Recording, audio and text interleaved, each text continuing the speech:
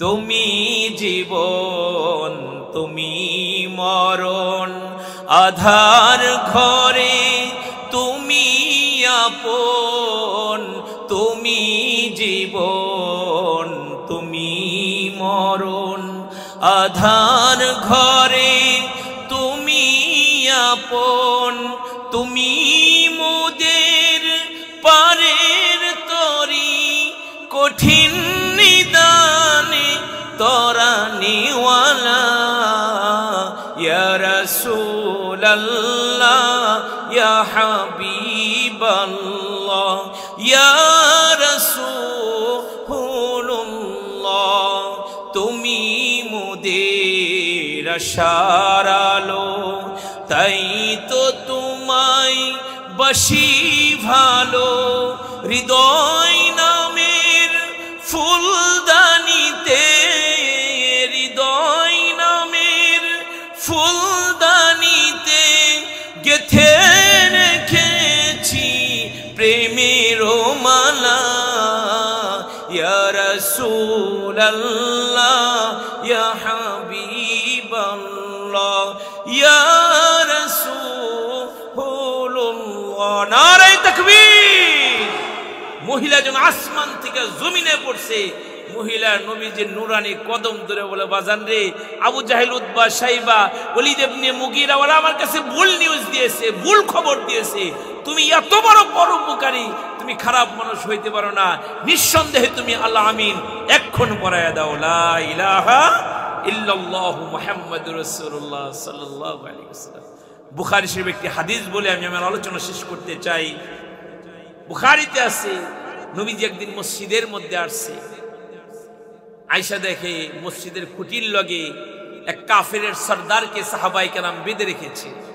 যুদ্ধের ময়দান থেকে তাকে গ্রেফতার করে খুঁটির লগে আইনা বাইন্ধা রাখছে। নবীজি ঢুকে তাকে লক্ষ্য করে বলে, নাম তার সুমামা, ডাক দিয়ে বলে, সুমামা কি খবর, কেমন লাগতেছে? সুমামা বলে, ভালোই লাগতেছে।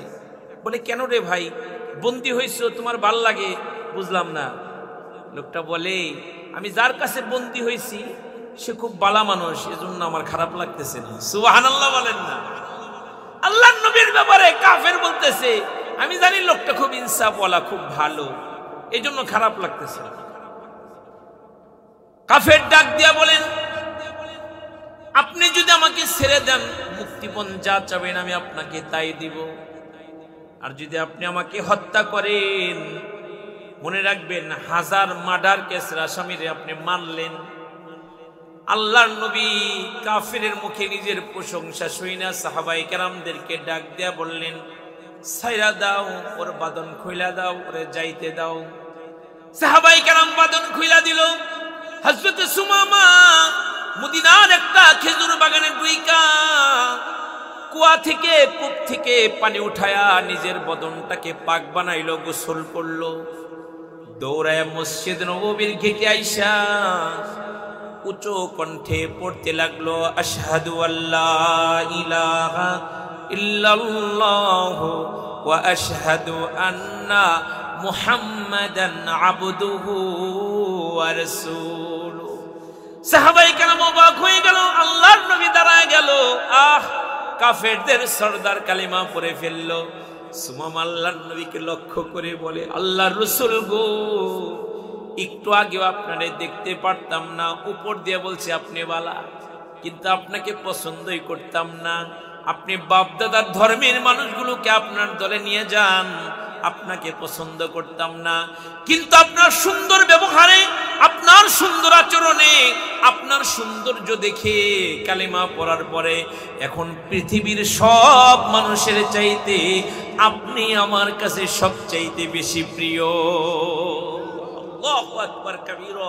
কেন প্রিয় হবে না? মা আয়েশা বলে, জুলাইখার বান্ধবীরা ইউসুফ নবীর চেহারা দেখে নিজেদের আঙ্গুল কাটছে। ওরা যদি আমার নবীর রূপ লাবণ্য দেখতো, আঙ্গুল নয়, ওদের হৃদয় কলিজা কাইটে ফেলতো। আল্লাহু আকবার বলেন না। আমার নবী এত সুন্দর ছিল। নবীর সাহাবী হযরত জাবের রাদিয়াল্লাহু আনহু মসজিদের মধ্যে ঢুইকা দেখে নবী হাইটা যায়। একবার নবীর চেহারার দিকে তাকায়, একবার আকাশের চাঁদের দিকে তাকায়। সাহাবী নিজেই বলে, ভালো করে তাকায় দেখি আকাশের চাঁদের চাইতে আমার দয়ার নবীর চেহারার মধ্যে কোটি কোটি গুণ বেশি আলো। সুবহানাল্লাহ। আল্লাহু গফুরুর রহিম। আল্লাহু আকবার বলেন না। আল্লাহ বলে বন্ধু আপনি বলে দিন, আপনি বলে দিন, কেউ যদি আমি আল্লাহরে পাইতে চায় সেজন্য আপনারে ভালোবাসে, আপনারে মুহাব্বত করে, আপনার অনুকরণ করে করলে আমি আল্লাহ নিজে তারে ভালোবাসবো। শুধু ভালোবেসেই ক্ষান্ত হব না, তার গুনাহগুলো আমি মাফ করে দিব। নবীরে ভালোবাসলে গুনাহ মাফ হইব, আল্লাহরেও পাওয়া যাইব। বাঁচবো কি বাঁচবো না? জোরে বলেন বাঁচবো কি বাঁচবো না? আমি শেষ করব, কেন বাঁচবো না? তিনি উত্তম চরিত্রের অধিকারী, তার রাজনৈতিক জীবন আছে, রাষ্ট্র চালানোর জীবন আছে। কেউ যদি নবীজিকে নিজের জীবনের মডেল বানায় তাহলে তার দুনিয়ার জীবনটাও সুন্দর হয়ে যাবে, আখেরাতের জীবনটাও সুন্দর হয়ে যাবে।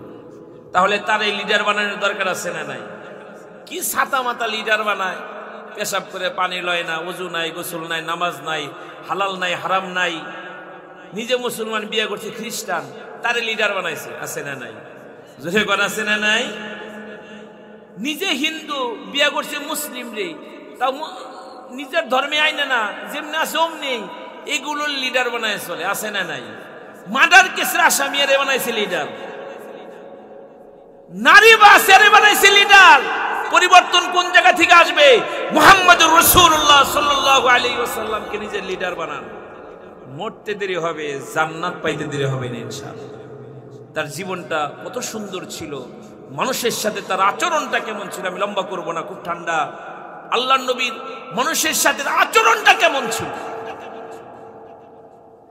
আল্লাহর রাসূল শুধু নিজের যারা সাহাবায়ে কেরাম তাদেরকে তিনি ভালোবাসতেন, বিষয়টা এমন নয়, তিনি কাফেরকেও ভালোবাসতেন। সুবহানাল্লাহ বলে। তিনি ওয়ান মুসলিমকেও ভালোবাসতেন।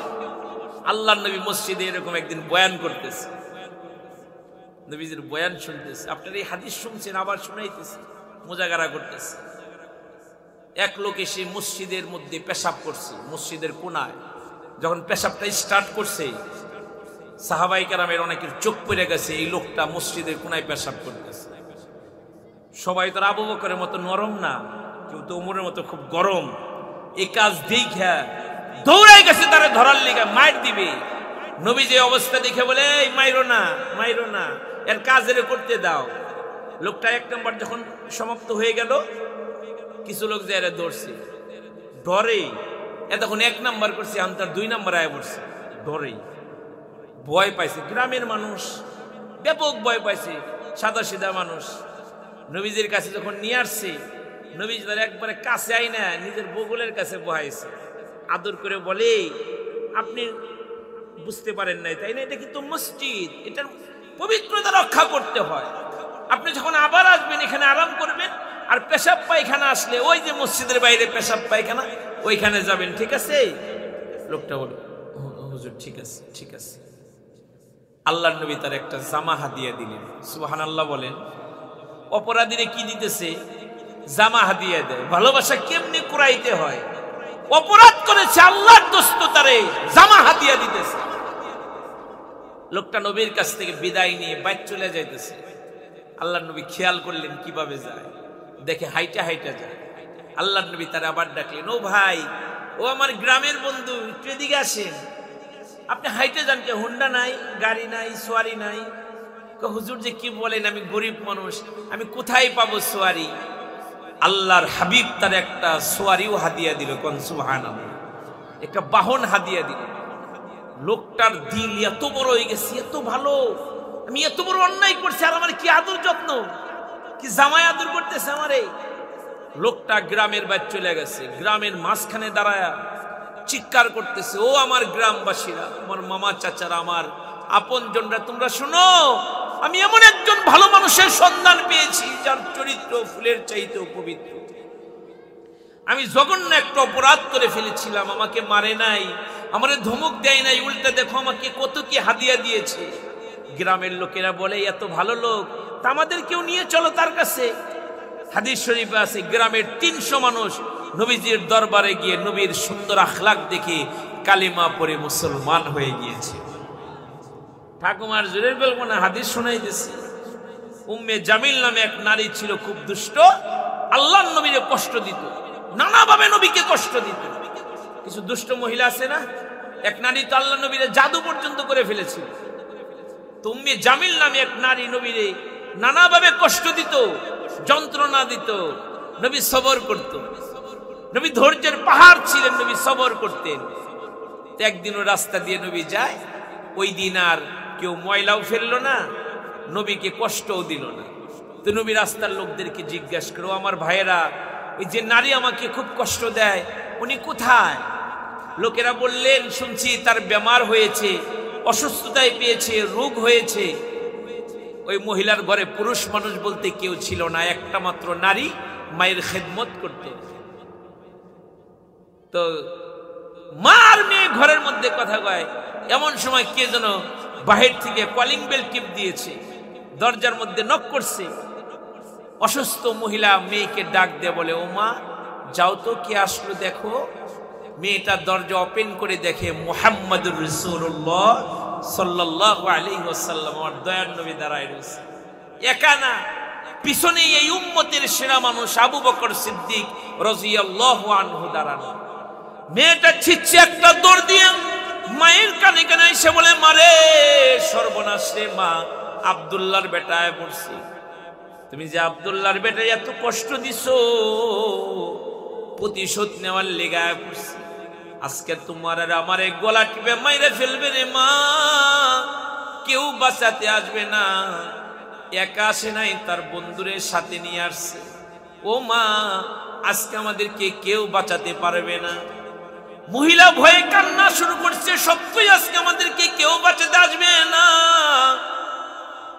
একটু পরে অসুস্থ মহিলা মেয়েকে ডাক দিয়ে বলে, মারে যাও, আব্দুল্লাহর বেটার একটু ভিতরে আসতে বলে, আমি তার কাছে মাপ চাবো, দেখি আমারে মাফ করেনি। মেয়েটা যখন ঘরের পাশে দাঁড়ায়া, দরজার সামনে দাঁড়ায়া নবীকে ওয়েলকাম করলেন, ভিতরে আসতে বললেন।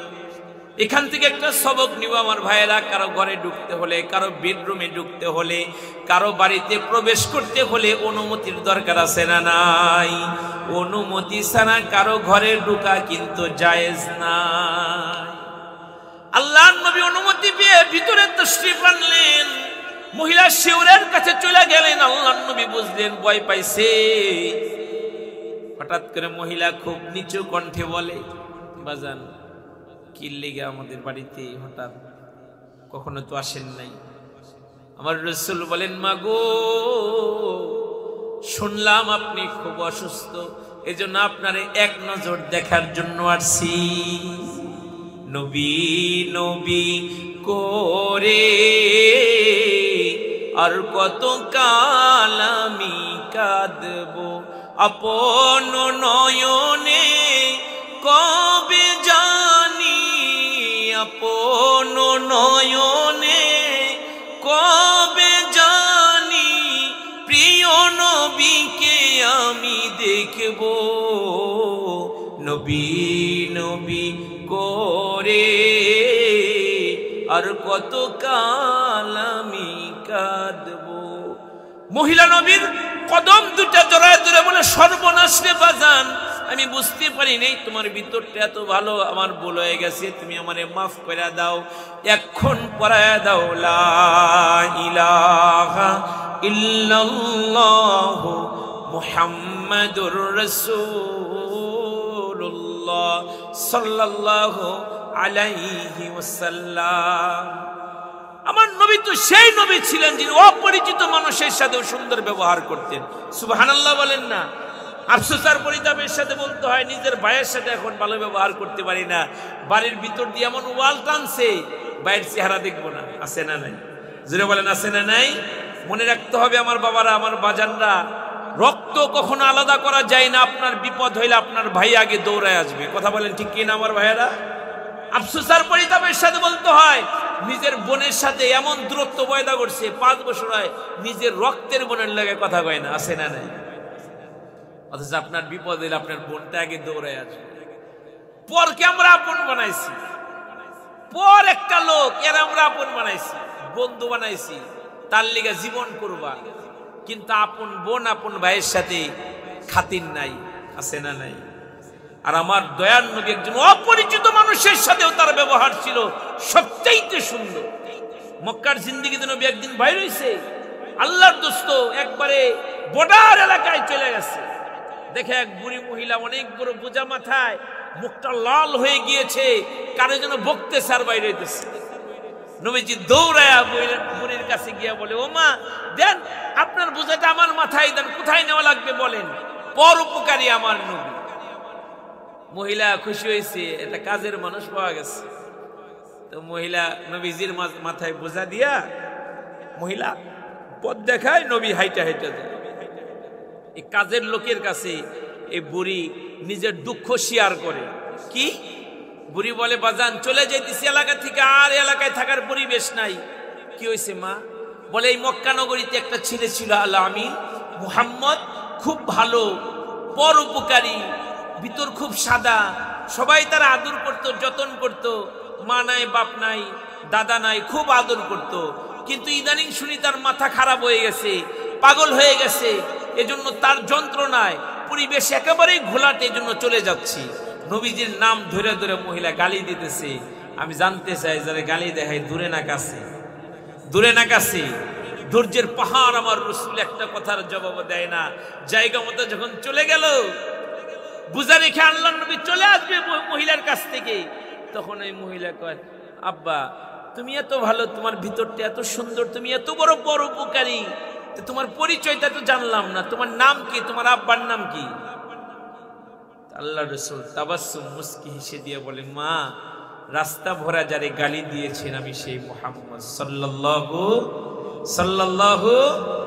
তুমি জীবন তুমি মরণ, আধার ঘরে তুমি আপন, তুমি জীবন তুমি মরণ, আধার ঘরে তুমি আপন, তুমি মোদের পারের তরি, কঠিন নিদানে তরানিওয়ালা, ইয়া রাসূলাল্লাহ ইয়া হাবিবাল্লাহ ইয়া রাসূলুল্লাহ,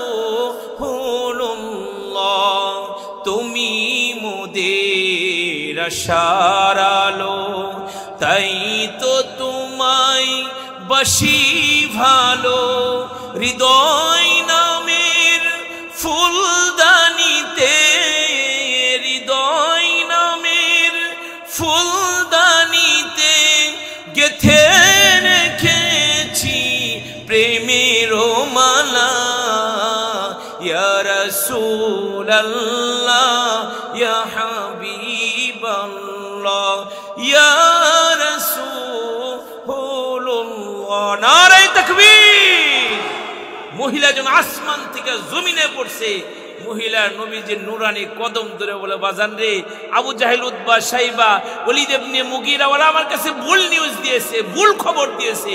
তুমি এত বড় পরোপকারী, তুমি খারাপ মানুষ হইতে পারো না, নিঃসন্দেহে তুমি আল্লাহ আমিন এক্ষণ পড়ায়া দাও, লা ইলাহা ইল্লাল্লাহু মুহাম্মাদুর রাসূলুল্লাহ সাল্লাল্লাহু আলাইহি ওয়াসাল্লাম। বুখারী শরীফ একটি হাদিস বলে আমি আমার আলোচনা শেষ করতে চাই। বুখারীতে আছে, নবীজি একদিন মসজিদের মধ্যে আসছে, আয়েশা দেখে মসজিদের খুঁটির লগে এক কাফেরের সর্দারকে সাহাবায়ে কেরাম বেঁধে রেখেছে। যুদ্ধের ময়দান থেকে তাকে গ্রেফতার করে খুঁটির লগে আইনা বাইন্দা রাখছে। নবীজি ঢুকে তাকে লক্ষ্য করে বলে, নাম তার সুমামা, ডাক দিয়ে বলে, সুমামা কি খবর, কেমন লাগতেছে? সুমামা বলে, ভালোই লাগতেছে। বলে, কেন রে ভাই, বন্দী হয়েছ, তোমার ভাল লাগে? বুঝলাম না। লোকটা বলে, আমি যার কাছে বন্দী হয়েছি সে খুব বালা মানুষ, এজন্য আমার খারাপ লাগতেছে না। সুবহানাল্লাহ বলেন না? আল্লাহর নবীর ব্যাপারে কাফের বলতেছে, আমি জানি লোকটা খুব ইনসাফওয়ালা, খুব ভালো, এজন্য খারাপ লাগতেছে। কাফের ডাক দিয়া বলেন, আপনি যদি আমাকে ছেড়ে দেন, মুক্তিপণ যা চাবেন আমি আপনাকে তাই দিব, আর যদি আপনি আমাকে হত্যা করেন, মনে রাখবেন 1000 মার্ডার কেসের আসামিরে আপনি মারলেন, আল্লাহর নবী কাফিরের মুখে নিজের প্রশংসা শুইনা সাহাবায়ে কেরামদেরকে ডাক দেয়া বললেন, ছাইরা দাও, ওর বাঁধন খুইলা দাও, ওরে যাইতে দাও। সাহাবায়ে কেরাম বাঁধন খুইলা দিল। হযরত সুমামা মদিনার একটা খেজুর বাগানে ডুইকা কুয়া থেকে কূপ থেকে পানি উঠায়া নিজের বদনটাকে পাক বানাইল, গোসল করলো। দৌড়ায় মসজিদ নববীর গেটে আইসা উচ্চ কণ্ঠে পড়তে লাগলো, আশহাদু আল্লা ইলাহা ইল্লাল্লাহু ওয়া আশহাদু আন্না মুহাম্মাদান আবদুহু ওয়া রাসূলুহু। সাহাবায়ে কেরাম অবাক হয়ে গেল, আল্লাহর নবী দাঁড়ায় গেল। কাফেরদের সরদার কালিমা পড়ে ফেললো। সুমামা আল্লাহর নবীকে লক্ষ্য করে বলে, আল্লাহর রাসূল গো, একটু আগেও আপনারে দেখতে পারতাম না, উপর দিয়ে বলছে আপনি বালা, কিন্তু আপনাকে পছন্দই করতাম না। আপনি বাপদাদার ধর্মের মানুষগুলোকে আপনার দলে নিয়ে যান, আপনাকে পছন্দ করতাম না, কিন্তু আপনার সুন্দর ব্যবহারে, আপনার সুন্দর আচরণে, আপনার সৌন্দর্য দেখে কালেমা পড়ার পরে এখন পৃথিবীর সব মানুষের চাইতে আপনি আমার কাছে সবচাইতে বেশি প্রিয়। আল্লাহু আকবার কাবীরা। কেন প্রিয় হবে না? মাইশা বলে, জুলাইখার বান্ধবীরা ইউসুফ নবীর চেহারা দেখে নিজেদের আঙ্গুল কাটছে। ওরা যদি আমার নবীর রূপ লাবণ্য দেখতো, আঙ্গুল নয়, ওদের হৃদয় কলিজা কাইটে ফেলতো। আল্লাহু আকবার বলেন না? আমার নবী এত সুন্দর ছিল। নবীর সাহাবী হযরত জাবের রাদিয়াল্লাহু আনহু মসজিদের মধ্যে ঢুইকা দেখে নবী হাইটা যায়, একবার নবীর চেহারার দিকে তাকায়, একবার আকাশের চাঁদের দিকে তাকায়। সাহাবী নিজেই বলে, ভালো করে তাকায় দেখি আকাশের চাঁদের চাইতে আমার দয়ার নবীর চেহারার মধ্যে কোটি কোটি গুণ বেশি আলো। সুবহানাল্লাহ। সাহাবী নিজেই বলে, আমি চাঁদকে ডাক দিয়ে বললাম, ও চাঁদ, দুনিয়ার মানুষ তোমার প্রশংসা করে, অথচ আরবের চাঁদের সাথে তোমার কোনো তুলনাই চলে না। আল্লাহু আকবার। তোমার কোনো তুলনাই চলে না আরবের চাঁদের সাথে। সাহাবী আরো বলেন, কেউ যদি আমার দয়ার নবীকে আকাশের চাঁদের সাথে তুলনা করে তার অন্যায় হবে, তার ভুল হবে। কারণ আকাশের চাঁদের মধ্যে ছায়া আছে, দাগ আছে, আমার দয়ার নবীর চেহারার মধ্যে কোনো কালিমার দাগ ছিল না। কথা বলেন ঠিক কি না? আমার এত সুন্দর পয়গম্বর আমার আপনার। হযরত সুমামা ডাক দিয়ে বলেন, আল্লাহর নবী, একটু আগে আপনার ইসলাম ধর্ম, এটা আমি অপছন্দ করতাম, এটা আমি দেখতে পারতাম না। যে ধর্মের নাম দিয়েছেন আল্লাহ, দুনিয়াতে যত ধর্ম আছে বাবা, সব ধর্ম মানুষের বানানো, আর ইসলাম ধর্ম কার বানানো? কার বানানো? সুমামা ডাক দিয়ে বলেন, আল্লাহর নবী গো, এখন ইসলাম ধর্ম আমার কাছে সবচেয়ে বেশি প্রিয়। 3 নাম্বার সুমামা বলে, একটু আগেও এই মদিনা একবারে অপছন্দের একটা শহর ছিল। দুনিয়ার সব শহরের চাইতে মদিনার শহর আমার কাছে অপছন্দের ছিল, কিন্তু ওই সত্তার কসম যার হাতে আমার জীবন, এখন এই মদিনার শহর আমি সুমামার কাছে দুনিয়ার সব শহর থেকে প্রিয়। ইমানদারের কাছে মদিনা প্রিয়, কারণ ওই মদিনার মাটির নিচে মদিনার মরদুলাল নবী ঘুমায় রয়েছে। কথা বলেন ঠিক কিনা আমার ভাইয়েরা? ওয়াজের মৌসুম ছাড়া প্রায় প্রতি মাসেই সফর মক্কা মদিনা, কিন্তু বাজান যখনই যাই নতুন নতুন লাগে। আমার একটা হজ কাফেলা আছে, খাদিমুল হারামাইন, এই যে আপনাদের পাশেই 12 বাড়িয়া, এই কি বলে স্কুলটা, বোলাহাট না, বোলানাথ স্কুলের কর্নারে একটা মাদ্রাসা হয়েছে নতুন, মারকাজুল কোরআন আর রহমানিয়া। এই যে আমার অত্যন্ত স্নেহের ছোট ভাই মুফতি ইব্রাহিম খলিলুল্লাহ মশাল্লাহ বড় হুজুরের ছেলে মাদ্রাসা করছে। এই মাদ্রাসাতেও আমার এক অনুমতি দেওয়া আছে, এই খাদিমুল হারামাইন হজ কাফেলায় কেউ যদি যাইতে চায় তাহলে এই কাফেলার সাথে আলেম ওলামা থাকে। আমি ওয়াজের মৌসুম ছাড়া আমি থাকি, বাকি সময় আলেম ওলামা এই কাফেলার নিগরানি করে। আপনাদের ইচ্ছা থাকলে আপনারাও যাবেন খাদিমুল হারামাইন হজ কাফেলা। আপনাদের ছোট্ট একটা দাওয়াত মাঝখান দিয়ে দিলাম। তা আমি যে কথা বলার জন্য কথা বলেছি যে ওয়াজ মৌসুম ছাড়া প্রতি মাসেই প্রায় যায়, কিন্তু কখনো মদিনা পুরান লাগে না, নতুন নতুন লাগে। সুমামা বলে, আল্লাহর নবী এই মদিনার শহর আমি সুমা আমার কাছে পৃথিবীর সব শহর চাইতে এখন প্রিয়। জোরে কোন সুবহানাল্লাহ। সোনার মদিনা আমার প্রাণের মদিনা, সবই বলিব কিন্তু তোমায় ভুলতে পারি না, সবই বলিব কিন্তু তোমায় ভুলতে পারি না। ইয়াসরিব নামে তুমি ছিলে অলক্ষ্য নির্দেশ, বড়ই মারাত্মক যে ছিল তোমার পরিবেশ। ইয়াসরিব নামে তুমি ছিলে অলক্ষ্য নির্দেশ, বড়ই মারাত্মক যে ছিল তোমার পরিবেশ। নবীর ছোঁয়া পেয়ে তুমি সোনার মদিনা, নবীর ছোঁয়া পেয়ে তুমি সোনার মদিনা, সবই বলিব কিন্তু তোমায় ভুলতে পারি না। নারায়ে তাকবীর। আমি এতক্ষণ পর্যন্ত যে কথাটা বুঝাইতে চাইতেছিলাম, আল্লাহ পাক রব্বুল আলামিন এমন এক দামি নবীর উম্মত আপনারা আমারে বানাইছে, ওই নবীর সুন্নতের উপর আমল করার দরকার আছে না নাই? জোরে বলেন আছে না নাই? দুটো দাওয়াত আপনাদেরকে দিলাম। এক নাম্বার, বেশি বেশি তওবা করব, আল্লাহর সাথে খাতির বাড়াবো ইনশাআল্লাহ। আমার দুই নাম্বার কথা, দামি একজন নবীর উম্মত আল্লাহ পাক রব্বুল আলামিন আপনারা আমারে বানাইছে, ওই নবীর সুন্নতের উপর আমল করে নবীর প্রতি ভালোবাসা বহির প্রকাশ ঘটাবো ইনশাআল্লাহ। বলেন মান হাব্বা সুন্নতি ফাকাদ আহাব্বানি ওয়া মান আহাব্বানি কানা মাই ফিল জান্নাহ। সুন্নতের উপর আমল করব তো ইনশাআল্লাহ। নবী বলছেন সুন্নতের উপর আমল করলে আমার সাথে জান্নাতে থাকবা, আমার সাথে বেহেশতে থাকবা। মান তামাসসাকা বি সুন্নতি ইনদা ফাসাদি উম্মতি ফালাহু আজরু মিয়াতি শাহীদ। এই ফিতনা ফাসাদের জামানায় কেউ যদি একটা সুন্নতের উপর আমল করে 100 শহীদের সব আল্লাহ তার আমলনামায় জমা করে দিবে। সুন্নতের আমল করব না ইনশাআল্লাহ। মুসলমানের দামি সুন্নত 10টা। কয়টা? ওয়াজ শেষ। এক নম্বরে টুপি পরা। কি পরা? টুপি শুধু নামাজের সময় না, ওয়াজের সময় না, সব সময় ইনশাআল্লাহ বলেন সবাই। এটা মুমিনের ইউনিফর্ম। হিন্দুর মুখেও দাঁড়িয়ে আছে কিন্তু হিন্দু টুপি মাথায় দেন, কথা কোন ঠিক না? এটা ইউনিফর্ম মুমিনের। 2 নাম্বার, চুলগুলো নবীর তরিকায় রাখবো ইনশাআল্লাহ বলেন সবাই। খবরদার এই যে মেসি আরো কত কি আছে না, এদের অনুসরণ কিন্তু করবেন না। অনুসরণ হবে মুহাম্মদুর রাসূলুল্লাহ সাল্লাল্লাহু আলাইহি ওয়াসাল্লাম। 3 নাম্বার, এই মোজগুলোকে কাইটে কেসি দিয়ে ছোট করে রাখবো ইনশাআল্লাহ বলি। 4 নাম্বার, মেসওয়াক করব ইনশাআল্লাহ। ছাত্র ভাইরা, মেসওয়াক করলে ব্রেন বাড়ে, জ্ঞান বাড়ে, বুদ্ধি বাড়ে, আকল বাড়ে, করবো তো ইনশাআল্লাহ। 5 নাম্বার, এক মুষ্টির উপরে দাঁড়িয়ে রাখবো ইনশাআল্লাহ বলি। মসজিদের ইমাম যদি দাড়ি কাটে কইবেন তো এই ফাঁসে ইমামের পিছনে নামাজ হবে না, দাড়ি কাটছে। ও ভাই সব ফতোয়া কি খেলে আমাকে লিগে, আপনি লিগে কোনো ফতোয়া নাই, দাড়ি কাটে না, এক মুষ্টির উপরে রাখবো ইনশাআল্লাহ বলি ভাই। 6 নাম্বার, ঢিলা ঢালা একটা জামা পরবো ইনশাআল্লাহ। 7 নাম্বার, এই যে হাতে পায়ের নখগুলো, কালকে জুমা, হাতে পায়ের নখগুলো কাইটে একবারে সুন্নত তরিকায় কাইটে মসজিদে যায়। আল্লাহ তৌফিক দান করুক, আমিন বলেন।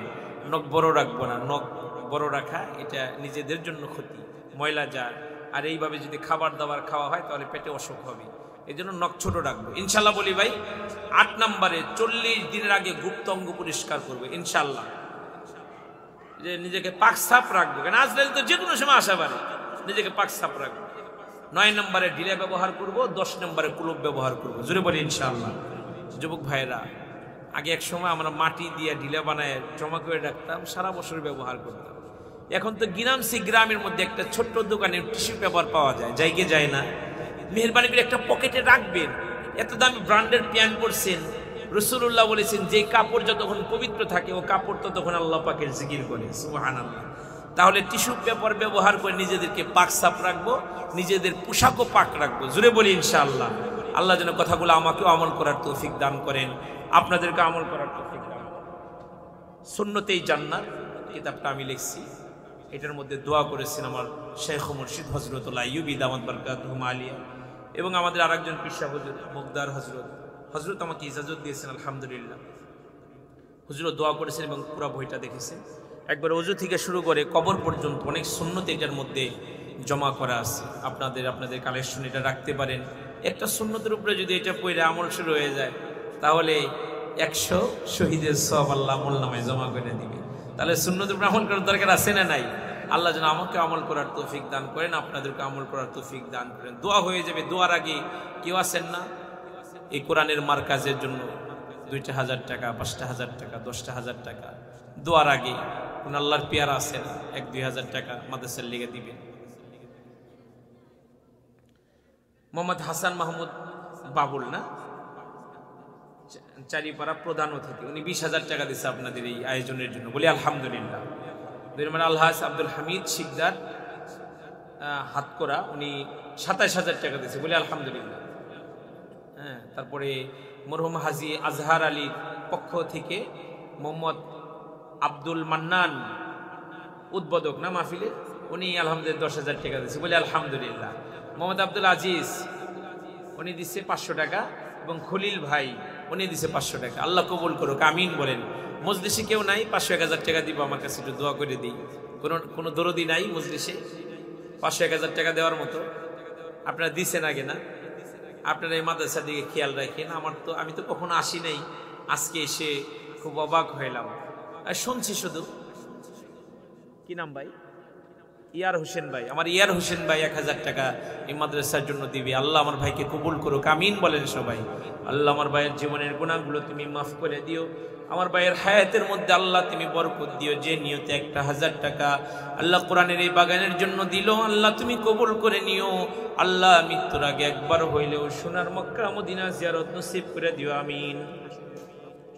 হাসু মেম্বার, এই আমার দরদি হাসু মেম্বার, আমার ভাই, এই ভাইয়ের দাওয়াতেই মূলত আজকে আমার এখানে আগমন করা, আমার খুবই মহব্বতের।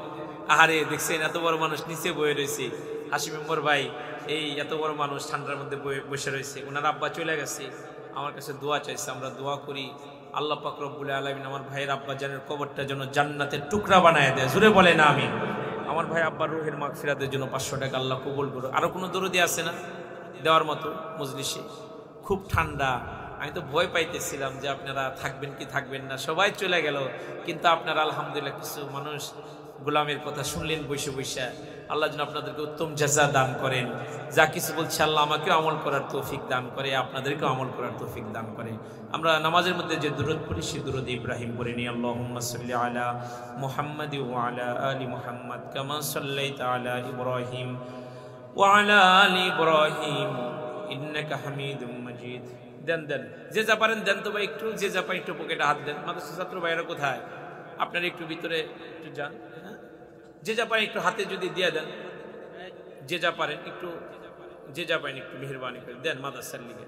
এগুলা জমা থাকবে আখিরাতের ব্যাংকে, মুক্তির কারণ হবে। যে যা পারেন দেন মেহেরবানি করে। আর দুরূদ শরীফ পড়েন আল্লাহুম্মা সাল্লি আলা মুহাম্মাদ ওয়া আলা আলি মুহাম্মাদ কামা সাল্লাইতা আলা ইব্রাহিম وعلى آل إبراهيم إنك حميد مجيد اللهم بارك على محمد وعلى آل محمد كما باركت على إبراهيم وعلى آل إبراهيم إنك حميد مجيد أستغفر الله ربي من كل ذنب لا حول ولا قوة إلا بالله العلي العظيم أستغفر الله ربي من كل ذنب وأتوب إليه لا حول ولا قوة إلا بالله العلي العظيم أستغفر الله الذي لا إله إلا هو الحي القيوم وأتوب إليه لا حول ولا قوة إلا بالله العلي العظيم الحمد لله رب العالمين